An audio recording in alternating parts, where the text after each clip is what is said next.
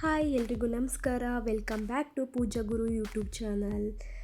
ಮಂಗಳವಾರ ಆಗಿರೋದ್ರಿಂದ ಬೆಳಗ್ಗೆನೇ ಎದ್ದು ಬೇಗನೆ ಮನೆ ಕೆಲಸ ಎಲ್ಲ ಮಾಡಿಕೊಂಡು ದೇವ್ರ ಪೂಜೆ ಮಾಡಿಕೊಂಡು ನಾವು ಹೊರಟಿದ್ದು ಬನ್ನಿ ಮಹಾಕಾಳಮ್ಮ ಟೆಂಪಲಿಗೆ. ನಿಮಗೆಲ್ಲ ಗೊತ್ತಿರಬೇಕು ಬಂಡೆ ಮಹಾಕಾಳಮ್ಮ ಟೆಂಪಲ್ ಎಷ್ಟು ಪವರ್ಫುಲ್ ಅಂತ. ಬೆಂಗಳೂರಲ್ಲಿರೋರಿಗೆ ಈಗಾಗಲೇ ಗೊತ್ತಿರುತ್ತೆ ಈ ದೇವಿಯ ಮಹಾತ್ಮೆ ಎಂಥದ್ದು ಅಂತ. ಮಂಗಳವಾರ ಮತ್ತು ಶುಕ್ರವಾರ ದೇವಿ ವಾರವಾಗಿರೋದ್ರಿಂದ ದೇವರಿಗೆ ವಿಶಿಷ್ಟವಾದ ಅಲಂಕಾರ ಮಾಡಿರ್ತಾರೆ. ಮತ್ತು ಅಮಾವಾಸ್ಯೆ ಮತ್ತು ಹುಣ್ಣಿಮೆಯಲ್ಲಂತೂ ಹೇಳೋದೇ ಬೇಡ, ಅಷ್ಟು ಪೂಜೆ ಪುನಸ್ಕಾರ ಎಲ್ಲ ಮಾಡಿರ್ತಾರೆ.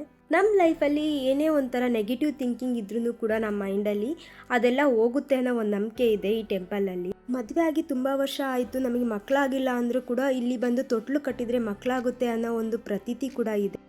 ನಿಮ್ಮ ಲೈಫಲ್ಲಿ ಯಾರಾದರೂ ಮಾಟ ಮಂತ್ರ ಈ ಥರ ಏನಾದರೂ ಮಾಡಿಸಿದ್ರು ಅಂದ್ರೂ ಕೂಡ ಅದೆಲ್ಲ ಹೋಗುತ್ತೆ ಅನ್ನೋ ಒಂದು ನಂಬಿಕೆ ಇದೆ.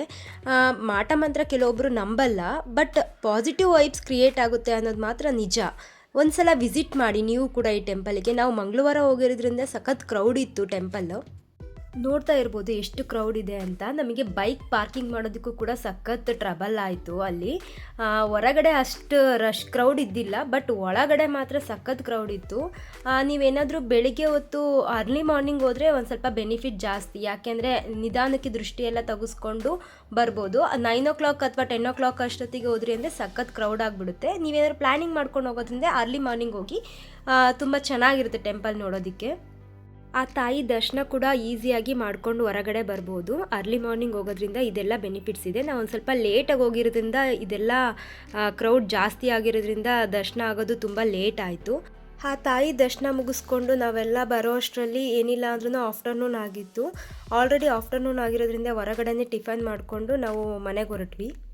ನೀವೇನಾದರೂ ಬೆಂಗಳೂರಲ್ಲಿ ಇದ್ದೀರಾ ಅಂದರೆ ಒಮ್ಮೆ ಈ ಟೆಂಪಲಿಗೆ ನಿಮ್ಮ ಬ್ಯುಸಿ ಶೆಡ್ಯೂಲಿಂದ ಸ್ವಲ್ಪ ಹೊರಗಡೆ ಬಂದುಬಿಟ್ಟು ಒಮ್ಮೆ ಈ ಟೆಂಪಲಿಗೆ ವಿಸಿಟ್ ಮಾಡಿ.